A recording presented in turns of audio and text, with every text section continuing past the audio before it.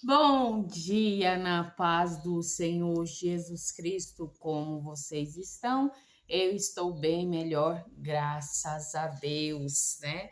Ontem eu fiz um bolinho para regularizar minha cabeça, né? Sempre que eu não estou bem, eu faço bolo, faço doce, alguma coisa para incentivar a minha cabeça, né, a funcionar direitinho. Mas vamos que vamos, hoje o dia está um pouco nublado, sol leve, mas um dia muito gostoso. Como está aí onde você está agora? E está fazendo muito calor? Gente, essa noite fez muito calor. Meu Deus, estava difícil para dormir com tanto calor, né?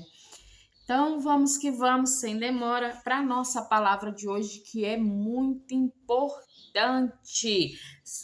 Conselhos e incentivos que Jesus nos faz. Olha que maravilha a palavra de hoje, né?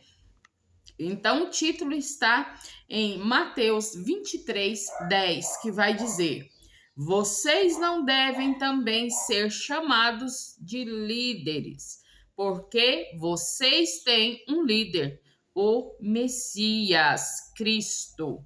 Então, Jesus estava dizendo aqui que os seus discípulos não teriam líderes humanos, porque o seu líder, né, é Jesus, o Messias, o Cristo, que veio para nos resgatar do pecado. Já tomaram água hoje? Espero que sim. Então, a nossa palavra hoje está muito legal, com conselhos, né? Deus vai nos dar 7 conselhos através de Jesus Cristo, que serve para nós hoje em dia. Vamos que vamos à nossa promessa do dia. Nossa promessa do dia está em João 15:3. João 15:3. Vamos ver o que vai dizer a nossa promessa de hoje. Ninguém tem maior amor do que este, de dar alguém a sua vida pelos seus amigos. Então, olha, né? A palavra do Senhor diz que ninguém tem um maior amor do que esse, né? Que dar a vida pelos seus amigos. Jesus, ele deu a vida, né? Pelos seus amigos, pelos seus discípulos, por todos nós. E não existe amor maior do que esse, né? De nós amarmos e até dar a vida se for preciso. Mas, minha irmã, eu vou ter que morrer pelo meu irmão, pelo meu amigo, pelo meu conhecido, pelo próximo? Não, meus amores, você não precisa morrer literalmente, né? Morrer no sentido de dedicar-se, né? Tirar um tempo para você e dar um tempo para outra pessoa, né? Dedicar um tempo ali a ajudar ao próximo, a fazer a vontade de Deus, né? Assim como os apóstolos faziam, né? Eles iam de cidade em cidade levando o evangelho da boas novas a todos, às vezes sofrendo, né? Se diminuindo para que Cristo crescesse neles. Amém? Como é bom a gente estar melhor, né, de saúde. Esses dias para mim não foi fácil, né? Foi muito complicado, mas graças a Deus, a oração dos amigos, ó, um beijo a todo mundo que orou por mim, a todo mundo que dedicou um tempinho para deixar uma mensagem para mim, né? Uma mensagem de fortalecimento. E hoje, graças a Deus, eu estou bem melhor, né? Graças à cooperação, né? A ajuda de cada um de vocês na minha vida. Aleluia. E esse é o verdadeiro amor, né? É como disse ele na promessa, não existe amor maior que esse, que a gente venha ajudar uns aos outros. E eu agradeço muito a ajuda de cada um.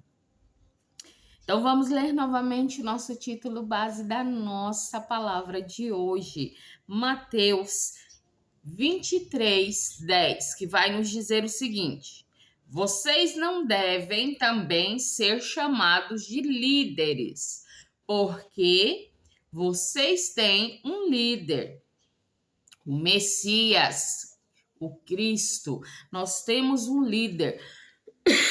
Nós não precisamos de líderes humanos, porque nós temos o líder celestial, né? Que Deus trouxe para a nossa vida, né? Para edificar a nossa vida. Que maravilha, né? Então vamos ver aqui. Com essas palavras, Jesus deixou claro que seus seguidores que nenhum homem na terra seria líder deles. Seu único líder seria alguém no céu, o próprio Jesus Cristo. Foi Deus quem designou Jesus para essa posição. Deus o fez cabeça sobre todas as coisas para a congregação, e a qual é o seu corpo. Visto que Cristo é a cabeça sobre todas as coisas, no que se refere à congregação cristã, ele tem autoridade sobre tudo o que acontece nela. Ele olha de perto a condição espiritual de cada grupo de cristãos. Isso fica bem claro na revelação dada ao apóstolo João. No fim do primeiro século, era de Cristo. Jesus declarou 5 vezes às 7 igrejas que ele conhecia suas ações, seus pontos fortes e suas fraquezas, e deu conselhos e incentivo apropriado. Olha que maravilha, né? Jesus, ele aconselhou as igrejas que existiam no primeiro século, né? 7 igrejas, ele deu instruções, ele deu conselhos apropriados a cada uma delas. Que maravilha, né? Nosso Deus Todo-Poderoso, ele tem esse cuidado especial, né? Ele examina igreja por igreja, né? Toda a congregação. Ele examina os atos de todos referente à igreja do Senhor. Que maravilha, né? Nosso Deus, eu não me canso de dizer que ele é completo, ele é perfeito, ele é eficaz em tudo que faz e é maravilhoso, né? Não tenho palavra para dizer quão grande e maravilhoso o nosso Deus é. Mas vamos ver aqui, sem demora, a nosso texto base, né?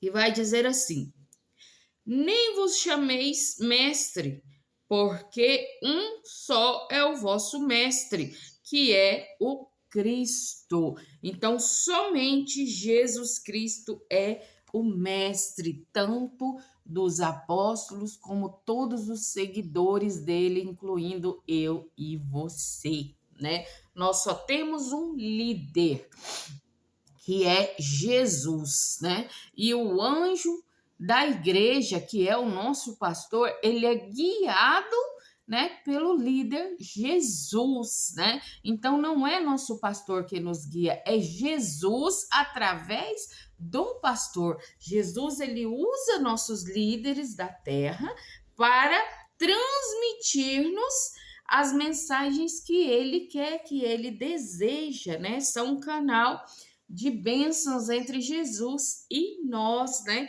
Porque nós sabemos agora que temos somente um líder e ele não é terreno. O nosso líder é celestial, é Jesus, designado pelo próprio Deus. Que maravilha, né?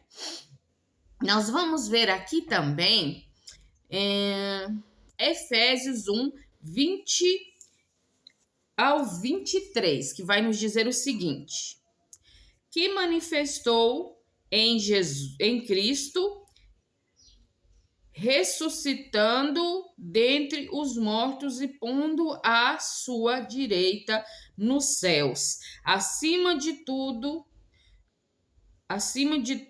o principado, poder, potestade, domínio e todo nome que se nomeia, não só neste século, mas também no vindouro. E sujeitou todas as coisas a seus pés, e sobre todas as coisas constituiu como cabeça da igreja, que é o seu corpo, a plenitude daquele que cumpre tudo em todos.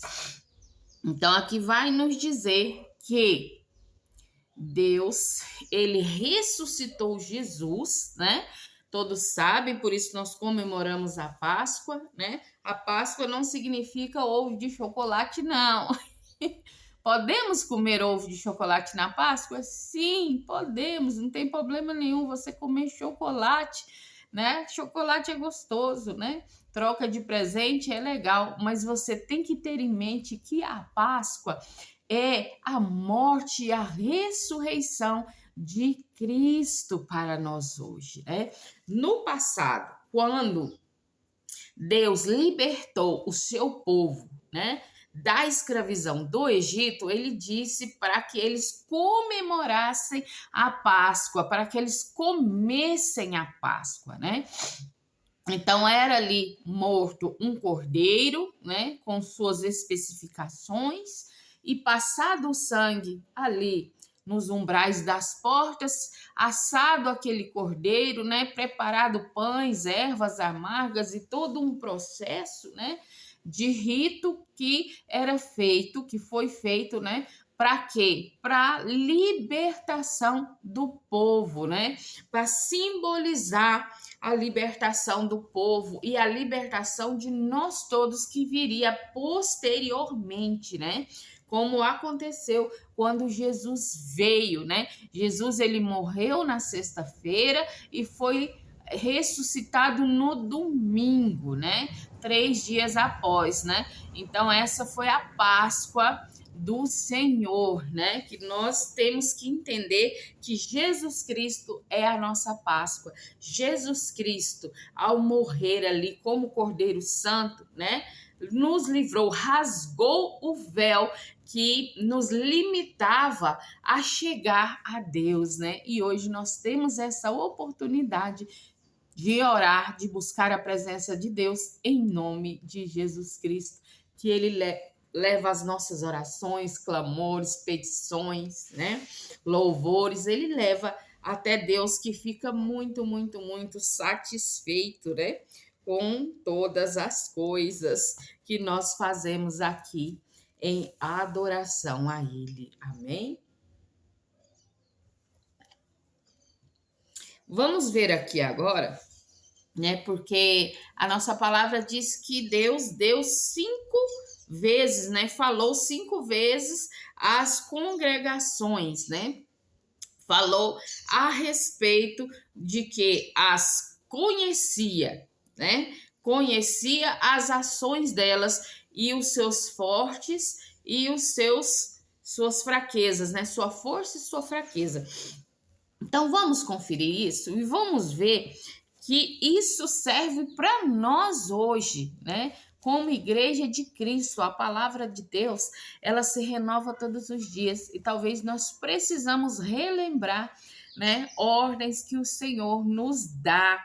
E vamos aqui primeiro em Apocalipse, que significa revelação, né? Não é para se assustar, significa revelar, trazer para fora, mostrar, né? Então, revelação significa, aliás, Apocalipse significa revelar os segredos. Em Apocalipse 2:2 vai dizer o seguinte: eu conheço as tuas obras, o teu trabalho e a tua perseverança, e que não podes suportar os maus, que pusestes à prova os que dizem ser apóstolos e não são, e tu os achastes mentirosos. Olha aqui, né? Isso é falado da primeira igreja, a igreja que estava em Éfeso. Então, foi escrito a ela que Deus conhecia, Jesus conhecia as obras dela, né? E o seu trabalho e a sua perseverança, né? Então, ele via que eles eram perseverantes, né? E aí ele vai dizer mais aqui, ó. E sofrestes, tens paciência, trabalhaste pelo meu nome e não te cansastes. Então ele viu, né? Olha, os efésios, eles trabalhavam em nome do Senhor, né? E buscava ali zelosamente, né, glorificar o nome de Jesus. Mas ele diz: tenho, porém, contra ti que deixastes o teu primeiro amor. Lembre-se-te, pois, de onde caístes, arrepende-te e pratica as primeiras obras, pois, senão, brevemente a ti virei e tirarei do seu lugar o teu castiçal e não te se não te arrependeres, né? Então eles falam: olha, vocês não estão vivendo o primeiro amor, vocês eram muito dedicados, tinham um amor genuíno e hoje já não está desse jeito. Então arrepende-te, volte àquele primeiro amor, para que eu possa contemplar, né, perante a face de vocês. E vamos ver também o que o Senhor diz à segunda igreja, que é Esmirna. Ele diz assim, no Apocalipse 2:9: eu conheço as tuas obras, tua tribulação, tua pobreza, mas tu és rico, e a blasfêmia dos que se dizem judeus e não o são, mas são a sinagoga de Satanás. Nada temas das coisas que há de padecer. Eis que o diabo lançará alguns de vós na prisão, para que sejais tentados, e tereis uma tribulação de 10 dias. Ser fiel até a morte, e dar-te-ei a coroa da vida. Quem tem ouvidos, ouça o que o Espírito diz às igrejas. O que vencer não receberá o dano da segunda morte. Olha que ele está dizendo, né, para essa segunda igreja, né?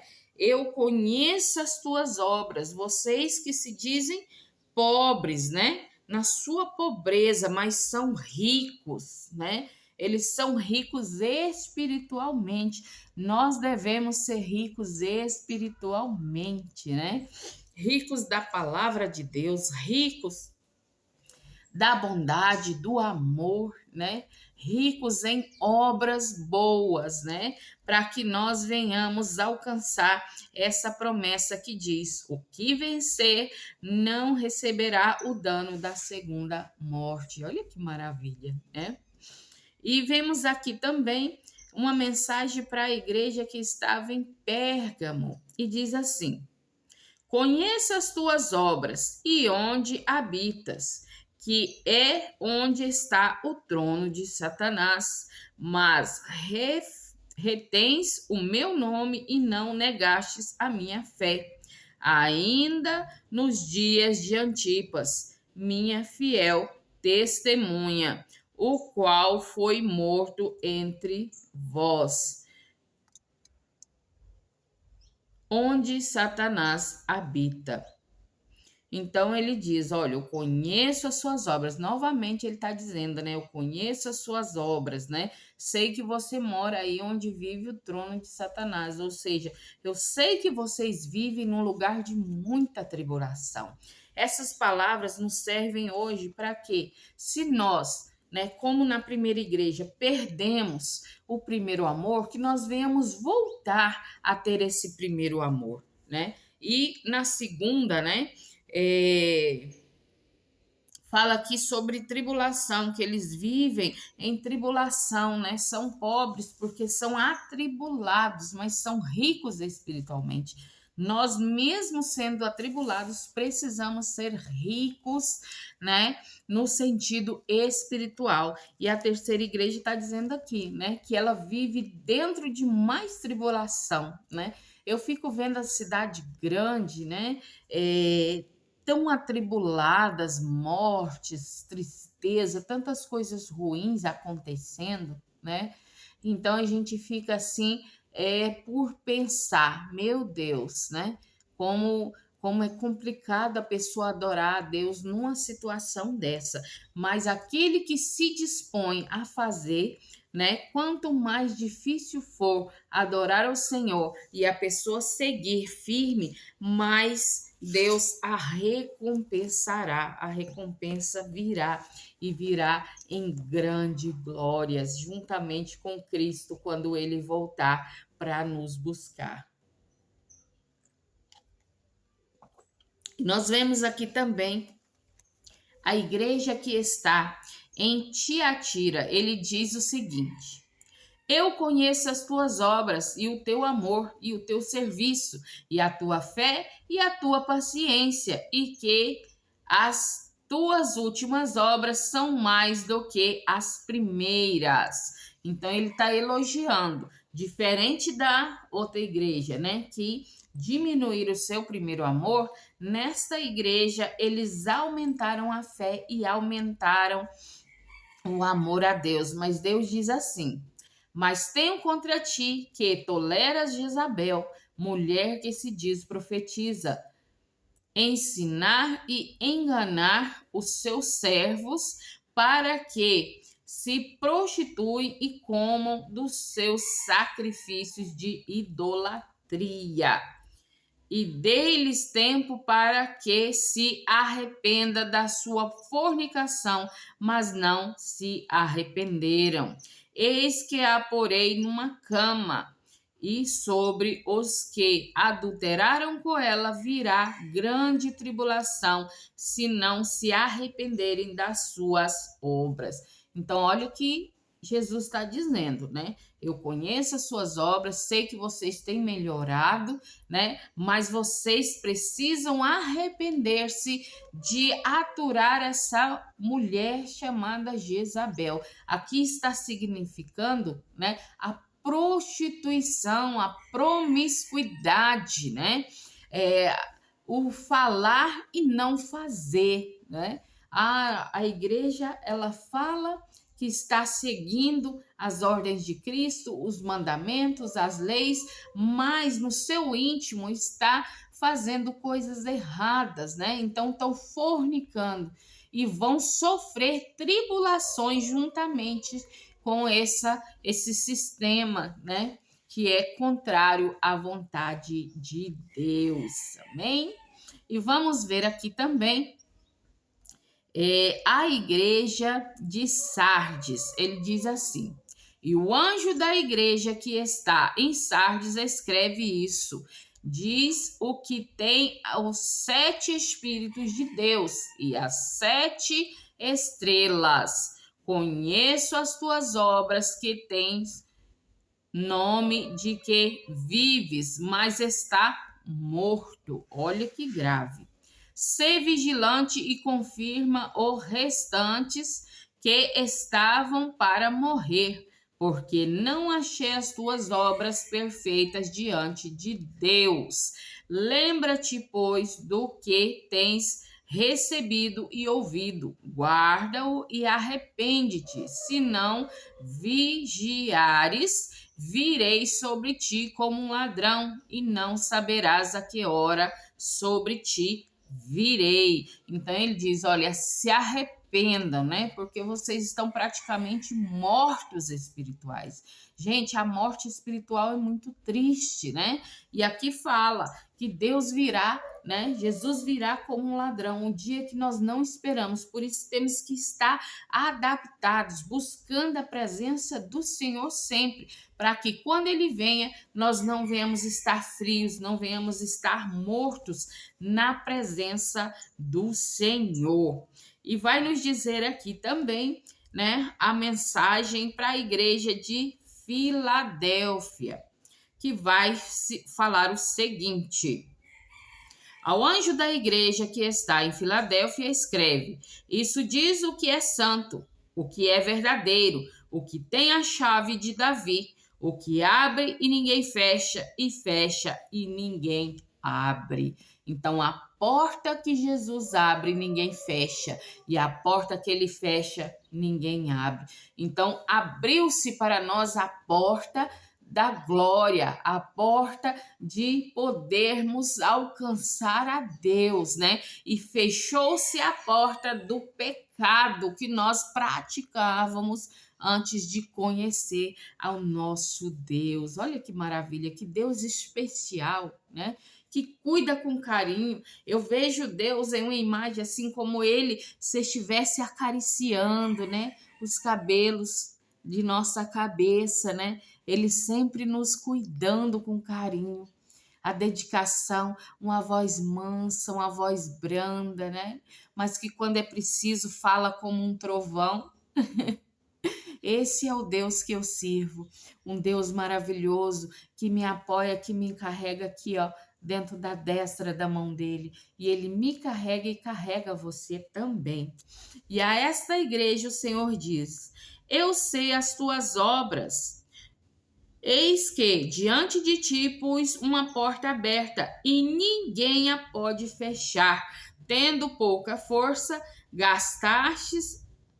guardastes a minha palavra e não negastes o meu nome. Olha que maravilha, né? Então ele elogia essa igreja e diz: olha, uma porta foi-se aberta para vocês, né? Por quê? Porque vocês têm boas obras, né? Vocês guardam a minha palavra e não nega o meu santo nome, né? Então eles praticam tudo conforme a vontade de Deus e Deus se alegra sobre eles, né? E vamos ver aqui a última igreja, Laodiceia. E diz assim: e o anjo da igreja que está em Laodiceia escreve: isso diz o Amém, a testemunha fiel e verdadeira, o princípio da criação de Deus. Eu sei as tuas obras, que nem és frio nem quente. Quem dera se fosses frio ou quente. Assim, porém, és morno e não és frio nem quente. Vomitar-te-ei da minha boca. Olha, que grave, né? O Senhor fala dessa forma e diz mais, né? Como dizes, sou rico, estou enriquecido e de nada tenho falta, mas não sabes que és um desgraçado, miserável, pobre, cego e nu. Olha que palavras fortes, né? Então, hoje em dia, muitos cristãos estão desta forma, mornos, né? Não estão fora da igreja, mas também não estão comprometidos com ela, né? Vai na congregação, mas quando sai fora, tudo que aprendeu ali fica ali, né? Então Deus fala: olha, eu vou vomitar-te. Hoje é uma geração onde todos falam: sou rico, sou enriquecido, de nada eu preciso, né? Mas não, a palavra do Senhor diz que não, que és um miserável, um pobre, cego e nu. né? Então, a nossa nudez espiritual está escancarada hoje em dia. Por isso, devemos voltar ao primeiro amor, devemos voltar às obras antigas, devemos aperfeiçoar a nossa fé, né? A presença de Deus nas nossas vidas. Amém? Essa palavra de hoje foi maravilhosa, né? O vídeo já está ficando até grande, mas foi de grande valia para a gente fazer uma análise, né? Uma autoanálise. Como é que estou? Eu estou igual a qual dessas 7 igrejas? O que eu preciso melhorar, né? O que eu preciso eliminar na minha vida? Então, que nós possamos pegar essa palavra de hoje, aplicá-la em nossas vidas, né? E receber as bênçãos e glórias do Pai eterno. Amém? Meus amores, vou ficando por aqui e peço a vocês que continuem me ajudando, curtindo, compartilhando, se inscrevendo, comentando, né? Para que chegue essa palavra a mais pessoas. É muito importante o comentário de vocês e o compartilhamento. Então, por favor, se todos os dias, né, você puder compartilhar, vai me ajudar muito, né? E vai te ajudar também, porque nós estamos evangelizando juntos. Amém? Vou ficando por aqui. Um forte abraço, um grande beijo no seu coração e até o próximo vídeo.